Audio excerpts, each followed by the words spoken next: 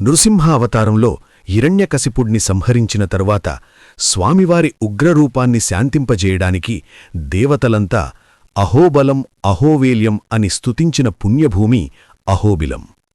దట్టమైన నల్లమల అడవుల మధ్య భయంకరమైన లోయల్లో వెలిసిన ఆ 9 నారసింహరూపాల వెనుక ఉన్న రహస్యాలు మీకు తెలుసా?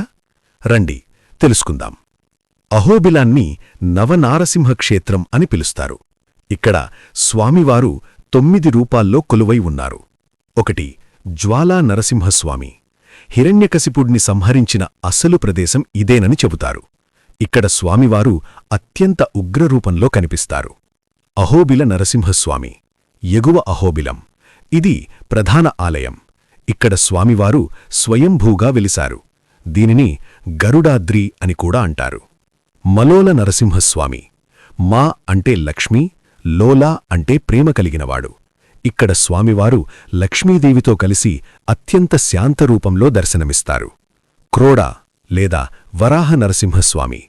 ఇక్కడ స్వామివారు వరాహముఖంతో కనిపిస్తారు. భూదేవిని రక్షించిన రూపమిది. కరంజ నరసింహస్వామి.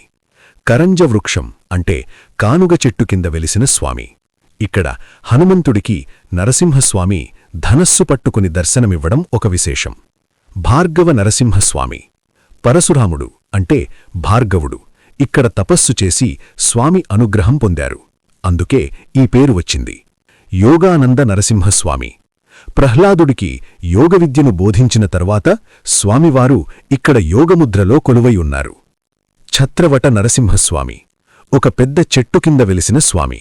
ఇక్కడ స్వామివారు సంగీతప్రియుడిగా హాస్యముద్రలో కనిపిస్తారు.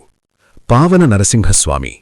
పావన నది తీరాన వెలిసిన ఈ క్షేత్రాన్ని దర్శిస్తే సర్వ పాపాలు హరిస్తాయని భక్తుల నమ్మకం. అహోబిలం కేవలం ఒక క్షేత్రం మాత్రమే కాదు, అది ఒక సాహసయాత్ర. లోయలు, జలపాతాలు మరియు దట్టమైన అడవుల మధ్య సాగే ఈ ప్రయాణం ప్రతి భక్తుడికి ఒక మరిచిపోలేని అనుభూతినిస్తుంది. నరసింహస్వామి రక్షణ కవచం మనందరిపై ఉండాలని కోరుకుందాం. ఇలాంటి అద్భుతమైన క్షేత్రాల గురించి మరిన్ని ఆసక్తికరమైన విషయాల కోసం ఆర్యా ఆర్టిఫిషియల్ ఇంటెలిజెన్స్కు సబ్స్క్రైబ్ చేసుకోండి. మీరు ఈ 9 క్షేత్రాలలో ఏ ఆలయాలను సందర్శించారో కామెంట్స్లో తెలపండి.